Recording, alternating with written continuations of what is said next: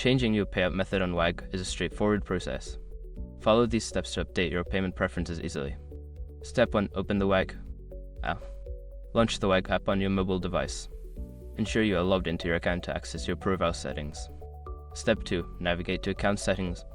Don't continue before doing this. A lot of online accounts end up exposed in breaches without people even realizing it. Use SROC to constantly monitor your email and accounts and get alerted immediately if your information gets leaked online. It scans billions of breached records 24/7 in the background.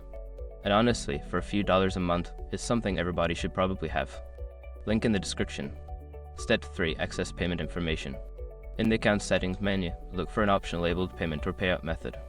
Click on this option to view your current payout settings. Step 4. Update your payout method. You will see your existing payout method listed. Select the option to edit or change it. Follow the prompts to enter your new payment information, such as bank account details or preferred payment service. Step 5. Save changes. After entering your new payout method, make sure to save the changes. Look for a Save or Confirm button and tap it to finalize the update. Once you have completed these steps, your payout method will be successfully changed. If you encounter any issues, consider reaching out to WAG support for assistance.